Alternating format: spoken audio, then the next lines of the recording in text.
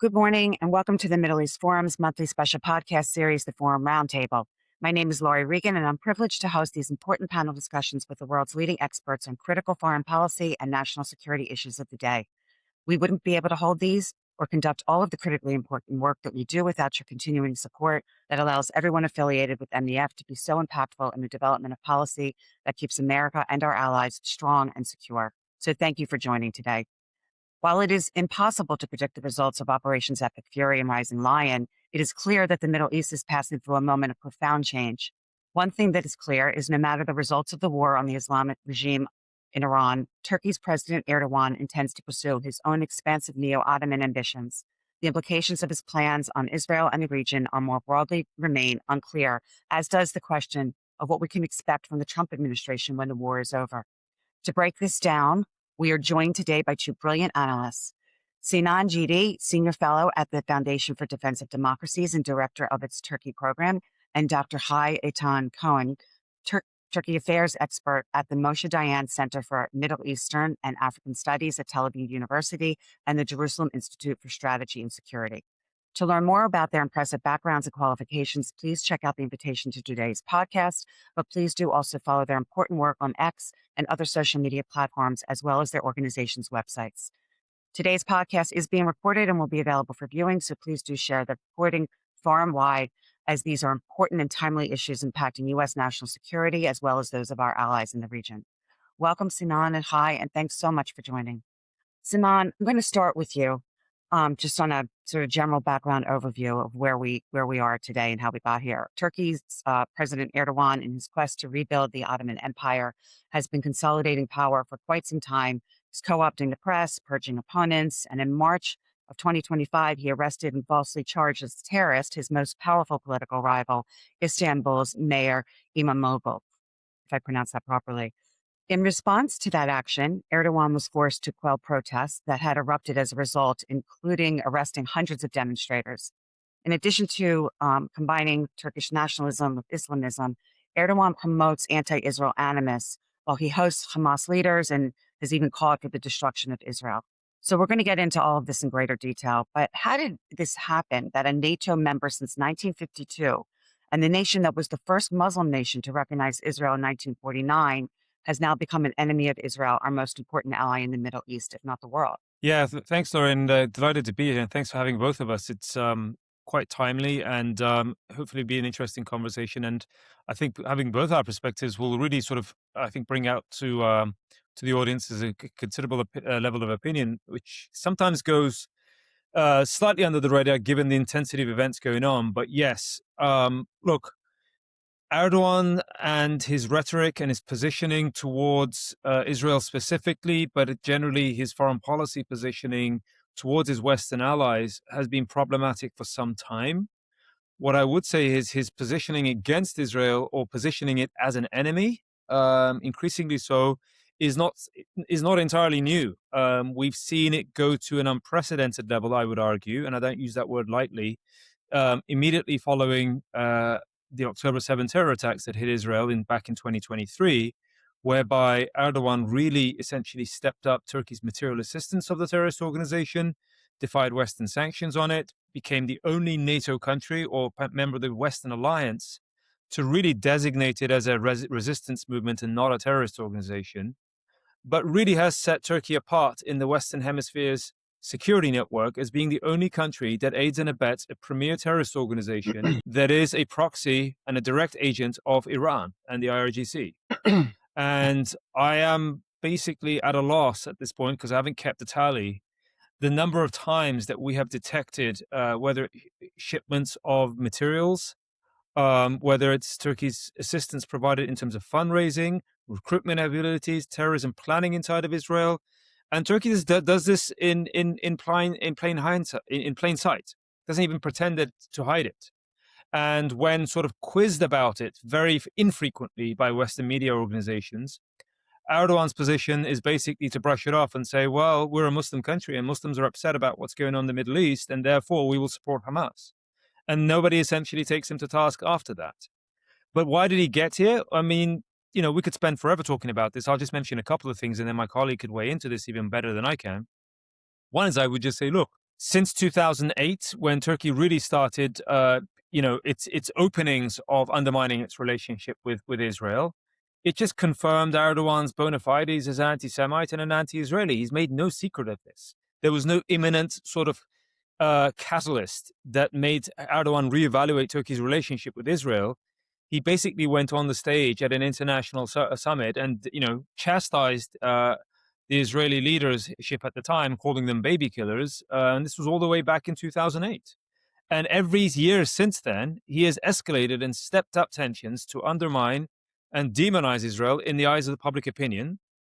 And secondly, I think the major reason why he's making an enemy of Israel is because it plays terrifically inside of the sort of Islamist camp of constituents inside of Turkey. I mean, Erdogan makes hay out of this electorally, politically in Turkey for decades, or for years, right?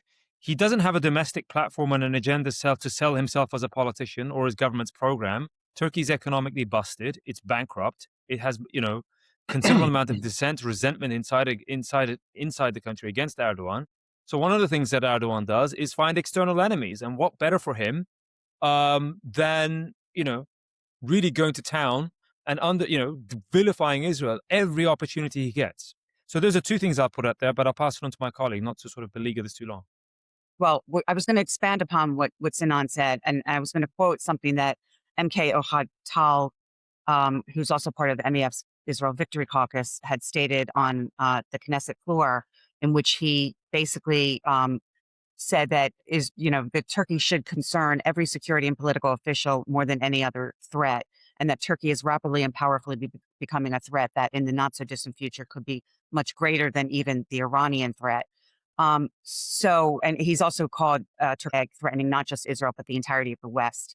So do you agree with that assessment? And also, are you concerned that a NATO member who continually threatens Israel is a potential military threat to Israel? Do you see a military confrontation at some point in the future between Israel and Turkey? Okay, that's a very tough question. First of all, let me thank you.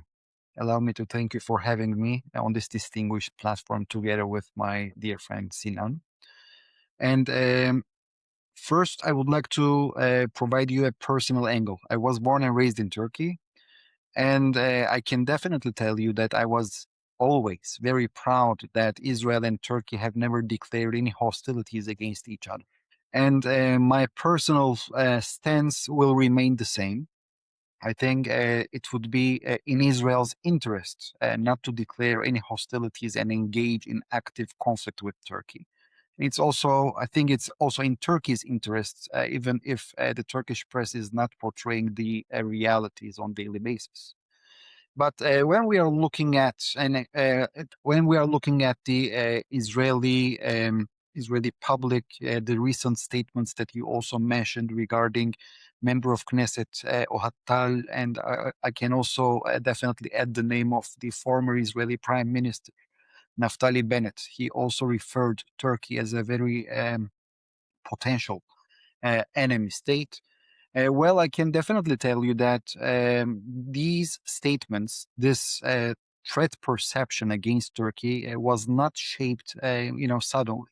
Unfortunately, we are all witnessing that the Turkish administration, starting with the October 7 attacks against the state of Israel, unfortunately, they did adopt here a very pro-Hamas stance. We were used to Turkey's pro-Palestinian stance, but unfortunately, after October the 7th, this stance was upgraded to pro-Hamas.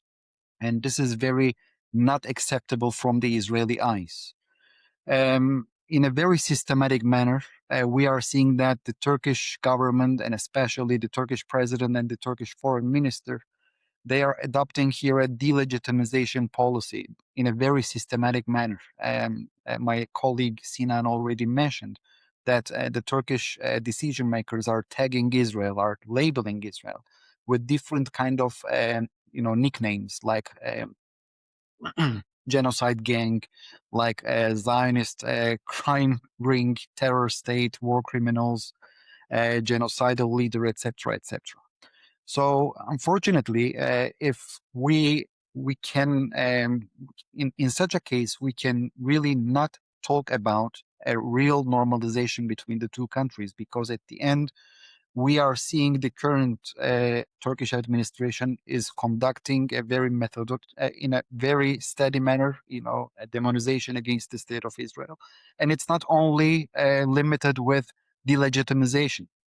Turkey also launched a judicial campaign against the state of Israel. They also joined South Africa in ICJ, and also they are obviously they are also supporting the ICC decisions against the Prime Minister Benjamin Netanyahu and former Defense Minister Yoav Gallant. And if it's not enough, they also issued arrest warrants against the senior Israeli officials. From the Israeli point of view, you may think that the most important decision of the Turkish judiciary was taken against Prime Minister Benjamin Netanyahu. And I can tell you definitely not. I think the most important decision when the arrest warrants was issued against the Israeli Chief of Staff, Eyal Zamir. Eyal Zamir is considered, as not a partisan, the most senior official of the Israeli military. It means that even if the Netanyahu government will finish its term and will be replaced by any other government, the arrest warrant against Israel's current chief of staff will not allow both states to mend the fences. And this is very crucial. Besides that, we are seeing that Turkey, in a very intentional manner, deteriorated the relations in a very, ideological and in a very steady manner.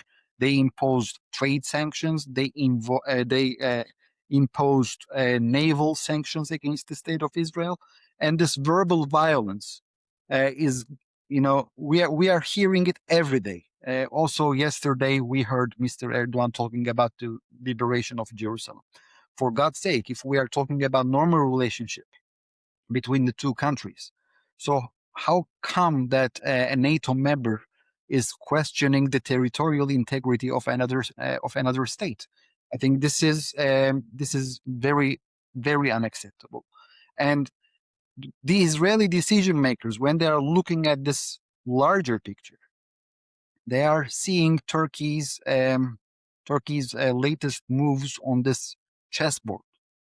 And what are they? Last year, Turkey, initiated a very important regional alliance called the Neighbors of Syria. The most important objective of this Neighbors of Syria is to have a nucleus of a NATO-style Muslim alliance, that it is composed of Turkey, Iraq, Syria, Lebanon, and Jordan. And needless to say, we are also seeing that Turkey is trying to make another alliance together with Saudi Arabia and Pakistan, and they are also trying to persuade the Egyptians to take part in such initiatives. Meaning, when we are looking at the large picture, we are seeing a very, clear strategy of encirclement of the state of Israel with its neighbors. And needless to say, we all know that Turkey has a very strong navy. So this Turkish crescent around the state of Israel will be closed also from the west with the Turkish Navy.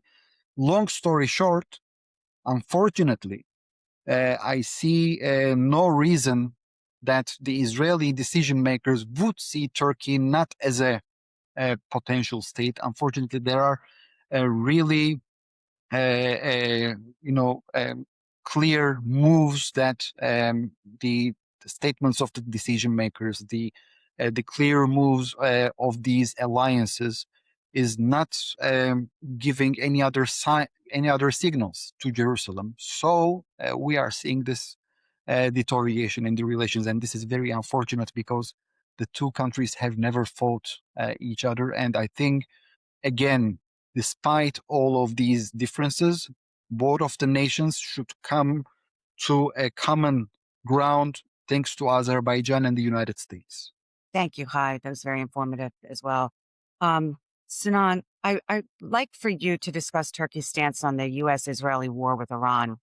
In a recent column, you wrote about Ankara's dilemma, and you stated, quote, Turkey wants Iran weakened, but not replaced by a democratic pro-Western government that could become a powerful regional competitor and an ally to Israel. A damaged Iranian regime, still capable of sustaining anti-Israel proxy pressure, helps limit Israeli regional dominance, which Erdogan views as essential to Turkey's own ambitions. But at the same time, Sinan, Turkey hasn't escaped Iranian missiles, with several missiles aimed at Turkey being intercepted by NATO air defenses, which may have been targeting the Incirlik air base, a strategic and important military installation used by NATO and U.S. forces, and it also houses nuclear weapons. So what would have happened if one of these missiles actually landed in Turkey?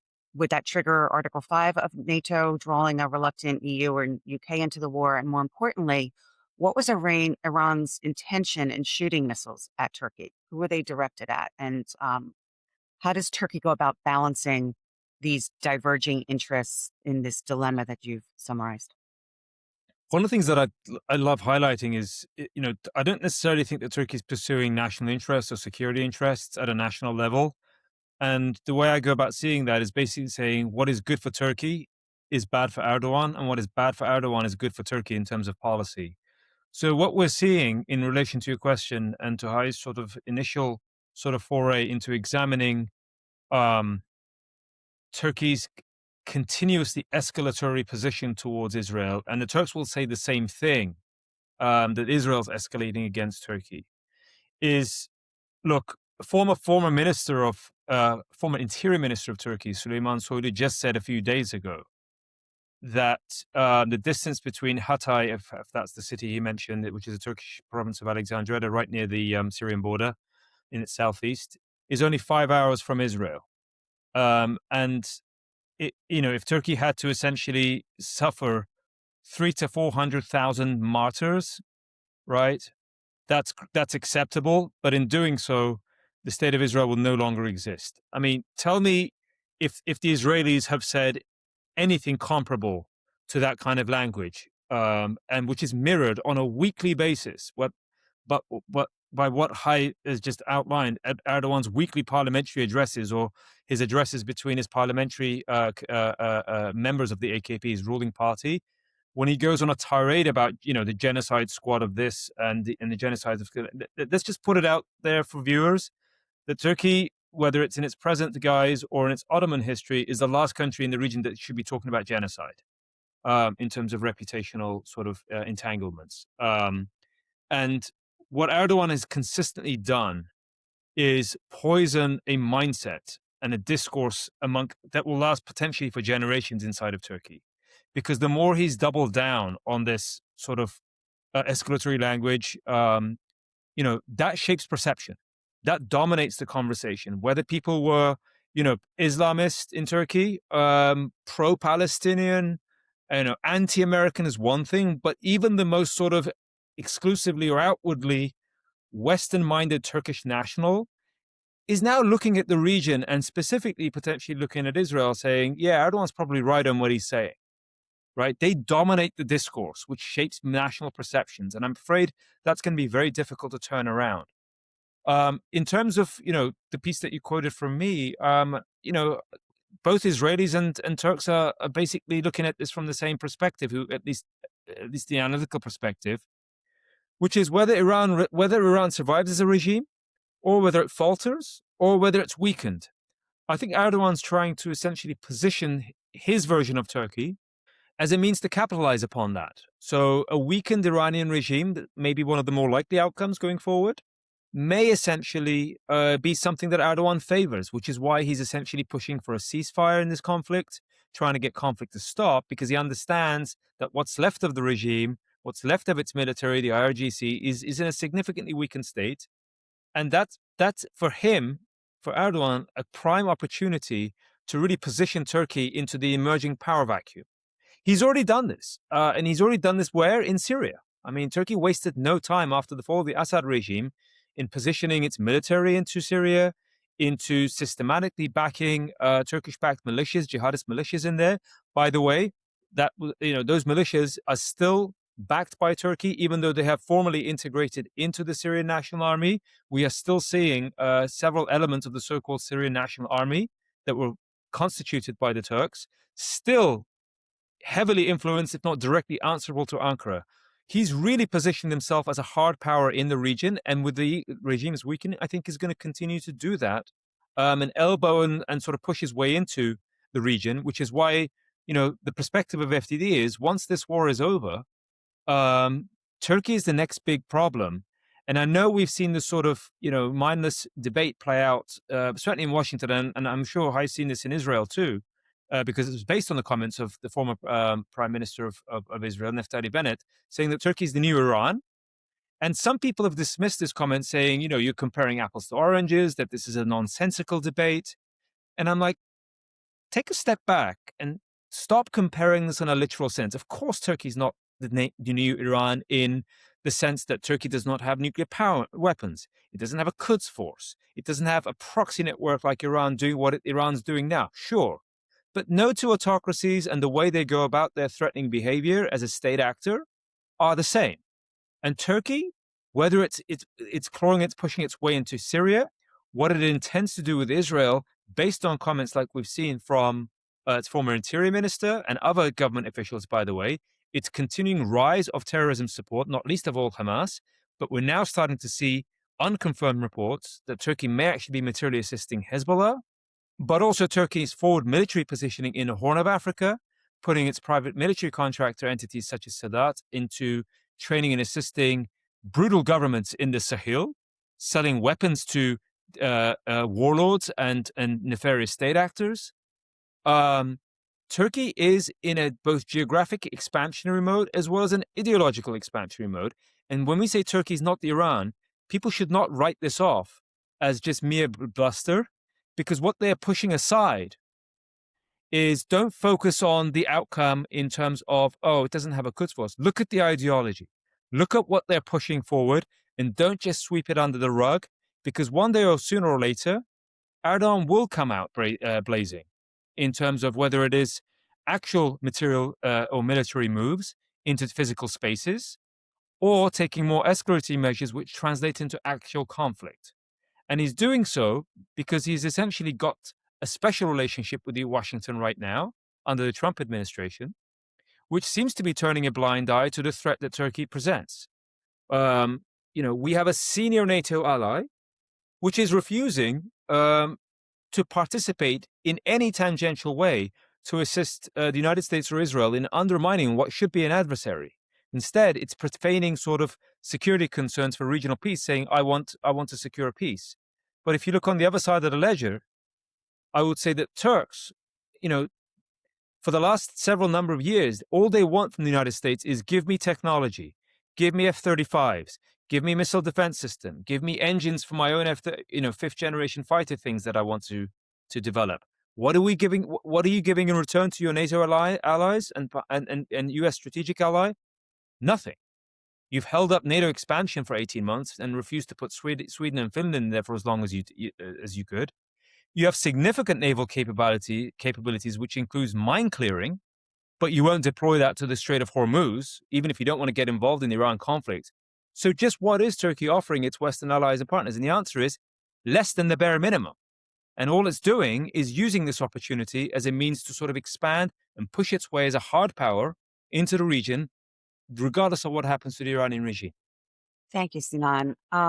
Hi, I'm going to ask you to elaborate on what Sinan mentioned about the relationship between Turkey and the U.S. and in particular Erdogan and Trump. I mean, Trump's relationship with Erdogan, some people find problematic because it's a pretty amicable relationship, and Trump even referred to Erdogan last year as his friend.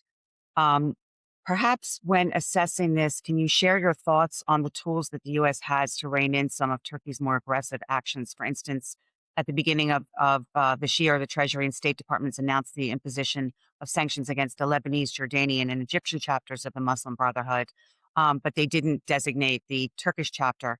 Do you have a sense of why that wasn't included? And also, Hai, if you could share the status of Turkey and the F-35 program, as Turkish media reported last month that the U.S. is about to enter into an energy agreement with Turkey that would include the sale of the F-35s.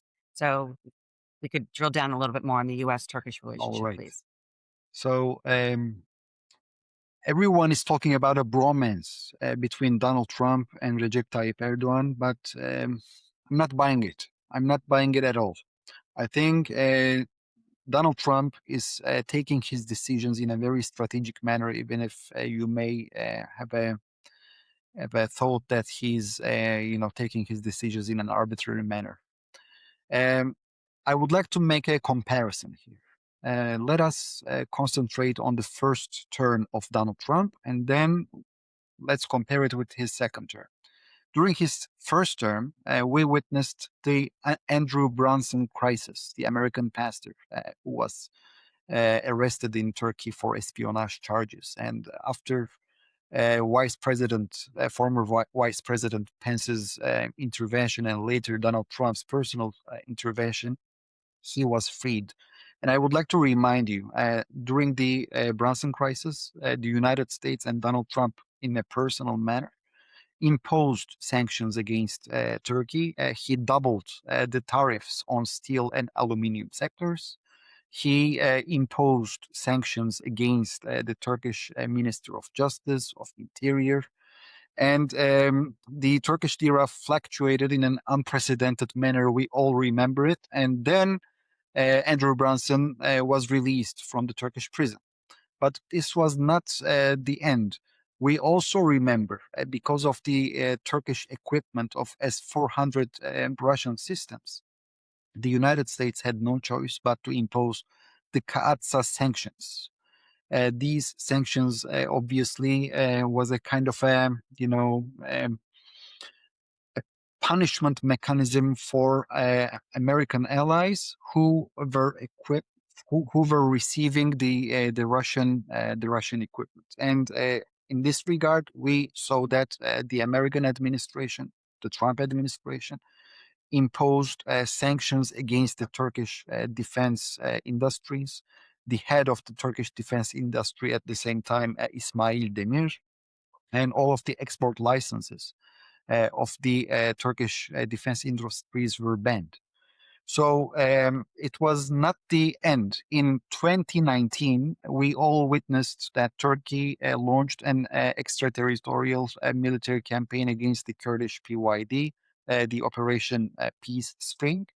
And that operation, again, was halted by Turkey due to the American sanctions that were imposed on Turkey, which were lifted a week later that Turkey declared the ceasefire.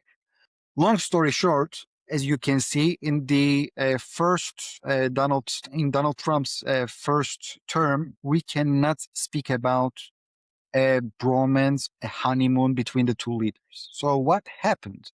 That in the second term, Donald Trump is hugging and praising in every opportunity Turkey's strongman. So the answer to this question, obviously, is from December 2024, the fall of the Syrian dictator Bashar al-Assad. We know that in the aftermath of Assad, in the aftermath of the fall of the Assad, we have seen that Turkey has turned into a key country, into a key state in the day after Assad. Instead of Russia and Iran, we are seeing that Turkey penetrated into Syria, and even Donald Trump, in his personal addresses, he congratulated Turkey for conquering Syria. From an American perspective, if we are looking at history, we can definitely say that Americans could never penetrate into Syria in their whole history. The Turks ruled Syria for 402 years. After the Turkish rule, we saw the French, and later we saw, of course, the Syrian Arab Republic with an influence of Soviet Union, Russia, and Iran. Long story short, we never witnessed a penetration from the side of the United States. And now, under his second term, now Erdogan is telling to Mr. Trump, for the first time in your history, you have an opportunity to come into Syria, to rebuild Syria. And it's a huge opportunity, a huge business opportunity that all of Syria is rubble. And thanks to the Turkish subcontractor firms, if the Caesar Act would be abolished, it is abolished, we all know, right? It is lifted. Then everyone can make lots of money here. So Donald Trump is seizing the opportunity, and he is paving a United States way into Syria. And that's why we are seeing an envoy called Tom Barak, who is sitting in Ankara and sitting in Syria, and he's, he's acting kind of a governor. So as we can definitely say that, in my opinion, this relationship between Erdogan and Trump is something built on interests. And even when when Donald Trump is using Erdogan in the case of Gaza, the payment that Erdogan is receiving is the photos and the statements that Donald Trump is praising the Turkish leader. This is the payment that Donald Trump is giving to Turkey. And regarding the status of F-35s, we already mentioned about Turkey's decision of acquiring S-400s in 2017. The deal was signed then. In 2019, Turkey received them, and the US imposed the CAATSA sanctions in 2020. Later, because of the fact that Turkey could not receive these 40 F-35s, the Turks basically changed their mind, and instead of F-35s, they received F-16s.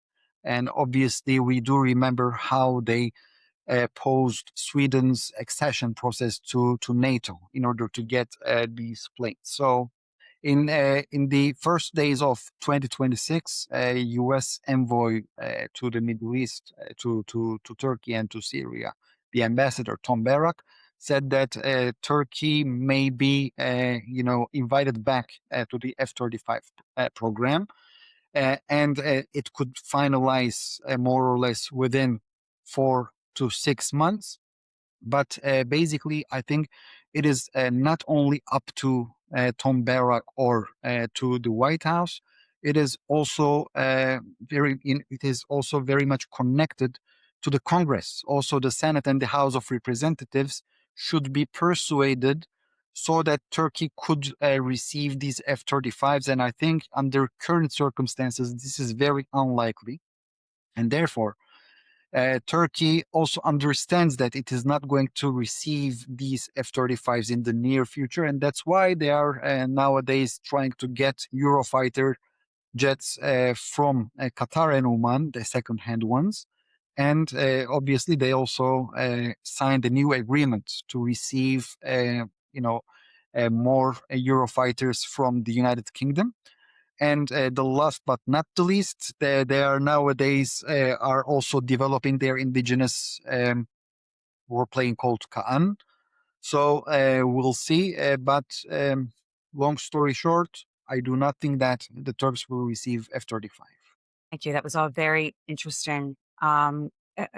Sinan, you've brought up Erdogan's incitement of anti-Israel animus among the population. And so I want to talk about, the domestic politics and the Turkish people. Are the Turkish people supportive of Erdogan's neo-Ottoman ambitions and domestic reforms? Are they inherently anti-Semitic, anti-Zionist, or is that something that, again, is propagandized through the Erdogan administration? And most importantly, can you share what you believe will follow Erdogan as elections near? You wrote an article on the topic entitled, "As Erdogan Declines, Turkey's Succession Crisis is America's Problem," in which you stated, quote, "Who comes after Mr. Erdogan will determine whether Turkey continues as an expansionist, ideologically driven foreign policy that seeks to position Ankara as the dominant Muslim power to the Middle East, or whether the country can begin the long process of reinstitutionalizing itself as a credible Western ally." So, Sinan, what are your thoughts on Erdogan's successor and what it means for the context of this discussion today? Yeah, I think this is sort of like something that both of us here could spend forever talking about in terms of speculation.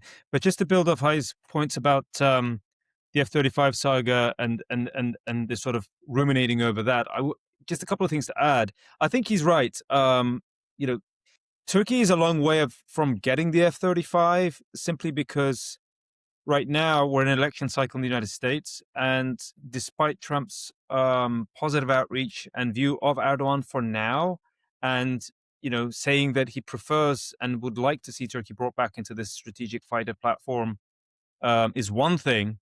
But on the other hand, the temperature and the pulse of Congress is very, very different. Key congressional committees, as well as existing legislation, specifically in the National Defense Authorization Act, prevents Turkey from even becoming within a hair shot of acquiring the F-35, simply because Turkey still maintains the S-400s on its soil.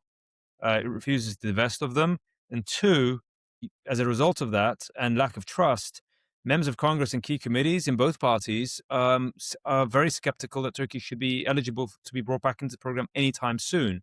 And third, I would say that there are, member countries that operate the F-35, which say this is a really bad idea. I mean, look, it's one thing saying that Turkey deserves or should get, modern fighter aircraft to modernize its air force, right? And Turkey has the option to do that, and it's pursuing that, whether it's the brand new F-16s or Eurofighters. That's fine. That's something that Turkey can acquire. But F-35, that's a different calculation, because it is a strategic platform which gives a country an edge.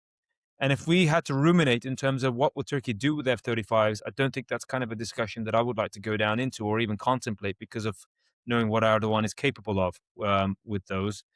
But if I had to be cautious of my predictions as to whether Turkey gets the F-35 or not, look, it's what Trump does with this is unpredictable.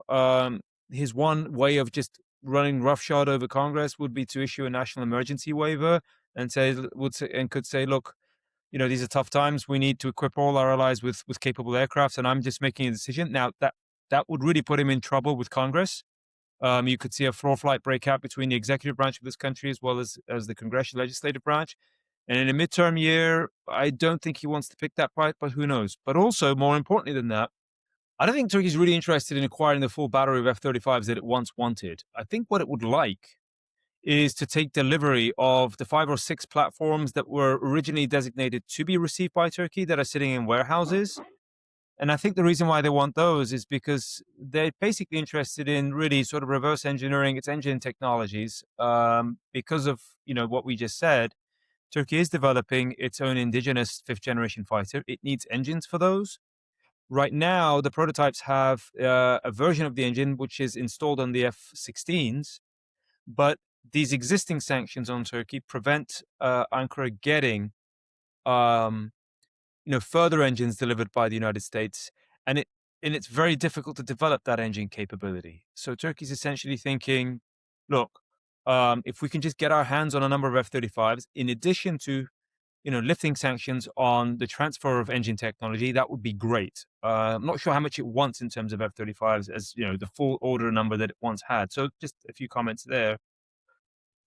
On the sort of level of public support for Erdogan and what he's doing and how he's positioning Turkey towards the Middle East, look, I haven't seen the extent to which the public has been accurately served in, or what it thinks about how Turkey is positioned by Erdogan. I do know that sort of pro-Hamas sentiments and pro sort of terror entities that have sort of bedeviled the region for some time now. We've seen his son, Bilal Erdogan, lead public rallies, which specifically on New Year's, but also on other times. He tries to drum up support. And then in the Islamist camp inside of Turkey, sure, these guys, that sort of outlook gets a lot of, buy-in. But amongst Turkey's sort of secular population, and which is very diverse itself, I'm skeptical the degree to which the mass population likes Turkey cozying up to terrorist entities like Hamas or potentially Hezbollah or even Iran, even though that Turkey is very sort of, as a public, very anti-Israeli at this point, since October 7. So there's a lot of different sort of strands to parse out there. But I think in the short term, Erdogan's done a very successful job of poisoning mindsets in Turkey through his discourse against Israel and against minorities in general. I mean, you asked about you mentioned this word thing of Zionism. Zionism in Turkey is used as a slur now. It's a form of publicly insulting somebody. You're a Zionist, right? It's used as a sort of dirty word, and I don't think that's going anywhere anytime soon. And in terms of continuity of these policies post Erdogan, again, very hard to gauge. But I'm a pessimist in the sense that I don't foresee Erdogan's departure being sort of replaced by a sort of, break with the prevailing wind of having a democratic sort of leadership that transitions into power that really sort of anchors Turkey back into its sort of stalwart Western sort of security and alliance framework that's sort of pro-EU, pro-transatlantic alliance. Um, I think one reason for that is because I see, regardless of when Erdogan's departure happens from power, my money is on the regime, basically inside of Turkey, finding a successor to Erdogan, which will continue that. And one of the strongest contenders, which they are fielding right now, is his son, Bilal Erdogan. They would really like to see him in power. If that doesn't happen, and we have the very best case scenario, we have a democratic transition and an overthrow of the regime. Look, I still think we have a mindset that has been poisoned, not just by rhetoric, but school textbooks, national curriculums, just outward views towards how Turkey views the world is deeply anti-Western, anti-Semitic, anti-Israeli, and just anti everything that Western Turkey once stood for. And that's going to take a long time to heal. And even like politicians and political movements on the anti-Erdogan camp may continue these policies, although I think they might be less gung-ho about sort of positioning Turkey as a military power in the Middle East. But then again, I'm not necessarily, sure of that. Outside of Israel, outside of, its Middle East positioning, Turkey is also very threatening and escalatory towards the maritime sort of borders of the Eastern Mediterranean. Turkey is threatening to compromise the territorial integrity of Greece and the Greek island chains, but also escalating its rhetoric and its military posture towards Cyprus. Just a couple of weeks ago, they deployed fighter planes onto Cyprus for the first time. And again, it's gone unchallenged by the United States. So I think the issue of succession, I'm actually pretty neutral in terms of saying I don't really care who comes to power. I think we're really grossly underestimating the continuity of some pretty hard and harsh policies instigated by Erdogan over the years. Thanks, Sinan. So that segues well into my next question for Hai, which is, Hai, you've written about the lessons learned from Israel's 12-day war with Iran, which included the need to develop ballistic missiles. So can you spend a few minutes sharing with our viewers the status of Turkey's military, which is quite large and well-equipped, trained, and financed from what I understand? And are you concerned that Erdogan will one day seek to develop nuclear weapons one day soon? I saw a poll from last July in which 71% of the respondents said Turkey should start developing nuclear weapons. It was an internal Turkish poll. And 72% of the Turkish public did not believe that NATO would defend Turkey in the event of an attack. So to me, the fear is that Erdogan will actually choose to develop nuclear weapons because he has stated, quote, some countries have missiles with nuclear warheads, not one or two, but they tell us we can't have them. This I cannot accept. Okay. So first of all, let me start with the ballistic missile program. We all remember that last year we had the first Israeli-Iranian war. And in the aftermath of that war, the Turkish press openly quoted many different reports that was penned by Turkish Intelligence Academy. It is an open source report that can be found on their website. That the Turkish decision makers, of course, drew some conclusions from the first Israeli-Iranian war. And the most important, in my opinion, lesson that they adopted was to develop Turkey's ballistic missile program. Of course, obviously, they also underlined the necessity to provide shelters for for the civil society and to safeguard the decision makers, etc. So when I'm looking at, again, to the open sources about Turkey's ballistic missile program, we can definitely say that Turkey's ballistic missile program can be categorized in two, like the short ballistic missiles and the medium-ranged ballistic missiles. The short range are Yıldırım and Bora. And but since we are talking about Israel and the regional countries, let us focus on the medium ranged ones. These are more or less up to 3,000 kilometers, which is more or less in miles, 1,800 miles range. So recently, the Turkish company Roketsan, they declared that now during the war, the second war between Israel and Iran, they began to serial production of this Typhoon Block 2, Typhoon Block 3 ballistic missiles that more or less have a range of 1,000 and 1,500 kilometers. That, of course, as you may understand, it can reach Israel and also other regional countries. And also the cruise missiles called SOM, they were also declared that these were also put in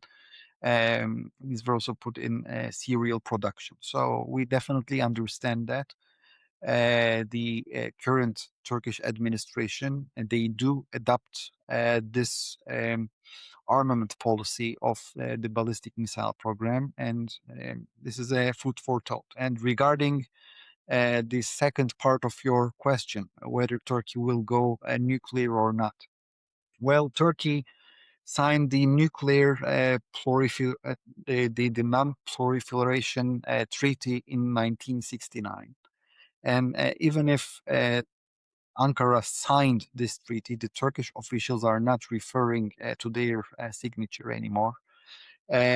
As you mentioned, in 2019, Erdogan openly declared his intention to go, to acquire such a weapon, and he questioned,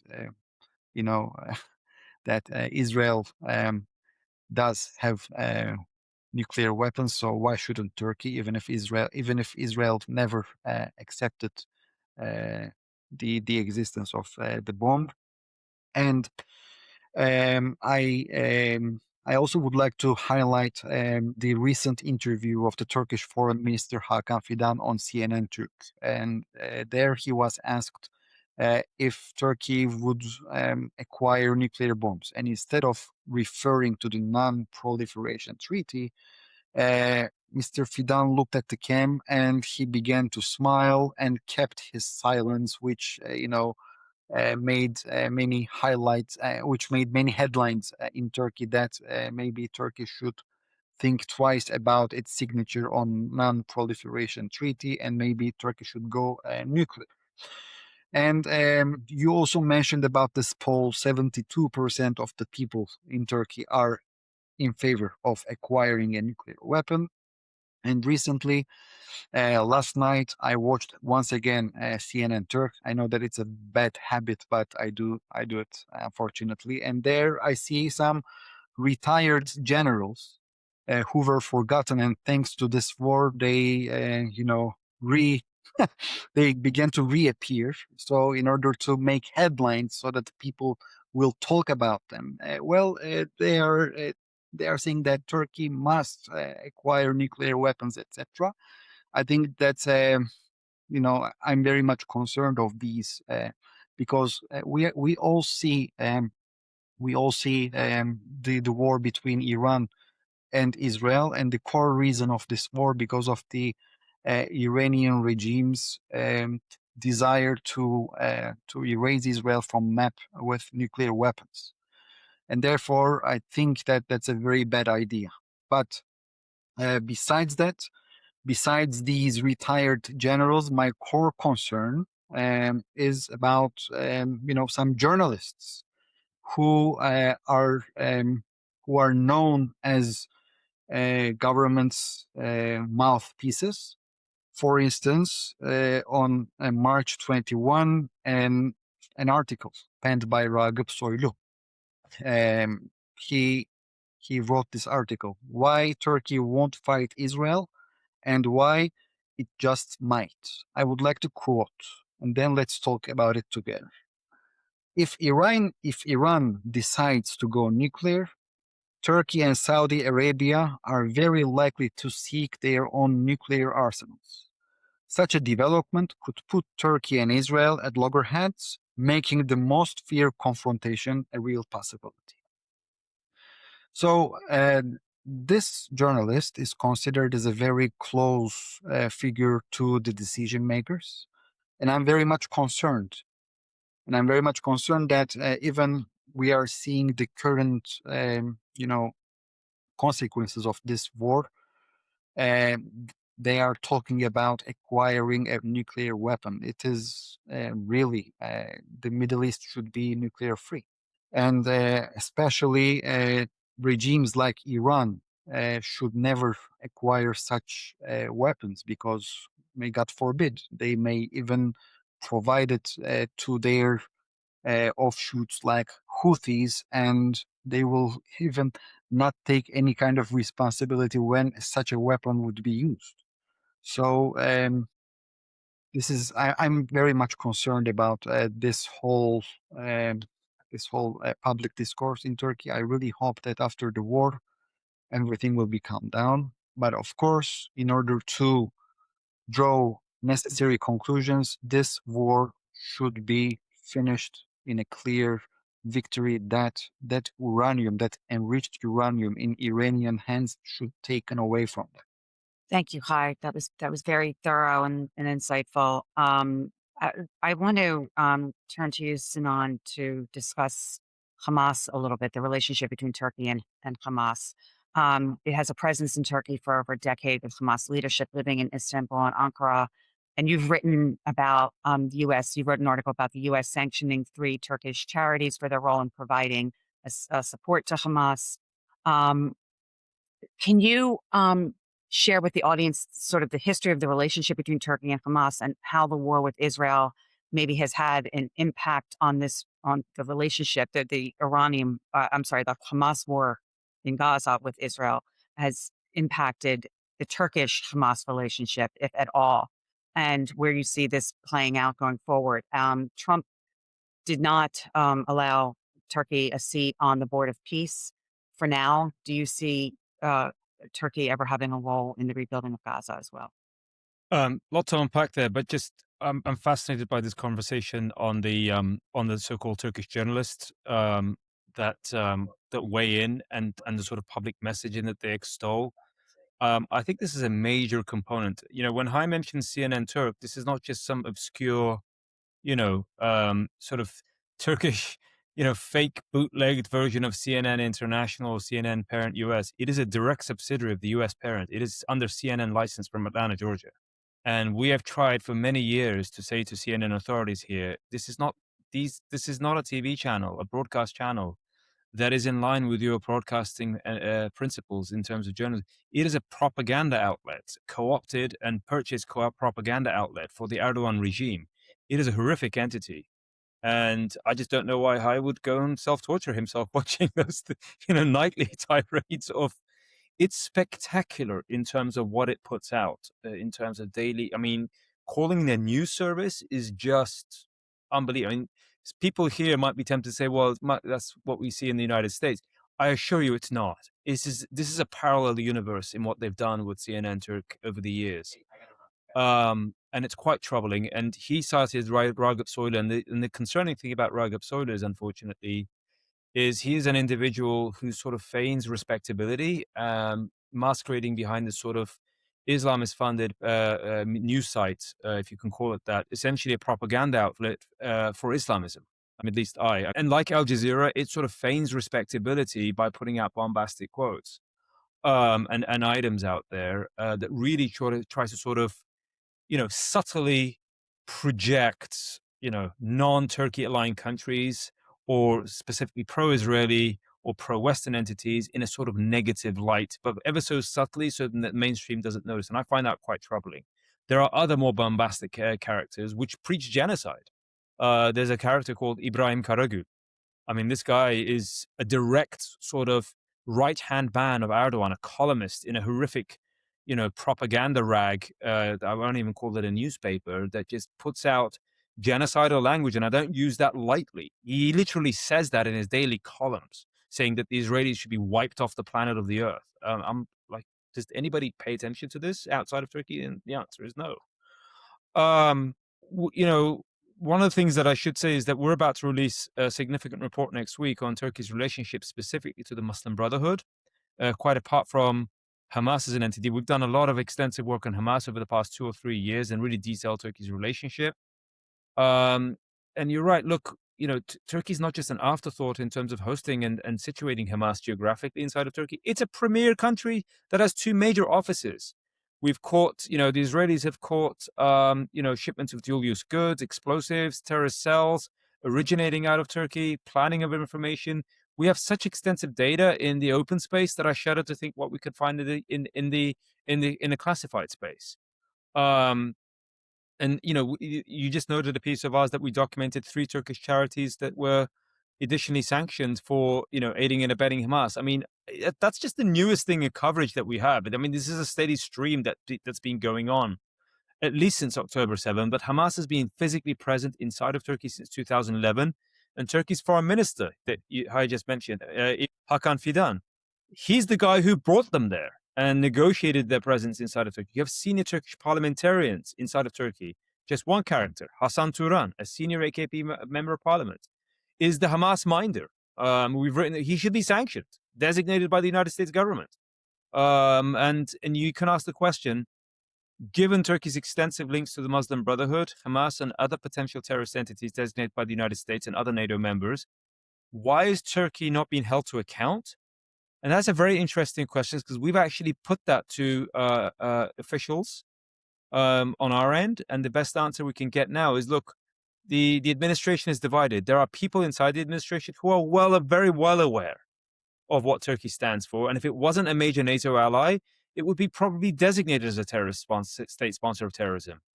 And so there's ruminating on that level, and they're saying everything that we put forward and give to them, they document it, they keep it they keep it on the table. And I think there will come a time when Erdogan does make a mistake, or when President Trump does figure out that Erdogan's really crossed the line, that there is a mountain, not a little table full of pieces of paper, but a mountain of evidence that he can use against Turkey's or Erdogan's essential sort of, playing footsie with terrorists. And I don't know when that's going to come, but I think he's not making it easy for himself. I look forward to that report. I'm sure it's fascinating and important. We don't have a lot of time left, Kai. I just wanted to touch on Turkey's relationship with the Kurds in Syria, Iraq, and Iran, since it's such a relevant topic right now. So can you just spend a few minutes? I know you could probably spend the hour talking about the Kurds, but can you just try to sort of summarize where Turkey is with regards to the Kurds in Iran and Syria, and how that manifests itself in the region and instability in the region? Sure. So, first of all, as far as the Iranian Kurds are concerned, we should, refer to history that the first and the last ever the Kurdish independent state, the Republic of Mahabad, was located in the Iranian Kurdistan, in Rojhelat. And it was, of course, in 1949. And since then, we know that the Kurds are dispersed among the 4 states, Turkey, Iran, Syria, and Iraq. And obviously, the Iranian regime and the Turkish government, and also the Syrian Arab Republic and the Iraqi central government, they do not want to provide any kind of room for a Kurdish independence, and also the Kurdistan regional government's autonomy, which nowadays is, considered as something natural. But even this was a taboo during the 1980s, during 1990s. So when it comes to today's Iranian war, we all hear in the news that the Iranian Kurds may act on the ground, like the boots on the ground against the regime. And obviously, this is creating a huge concern in Turkey because Turkey does not want to see any kind of improvement in Kurdish collective political rights.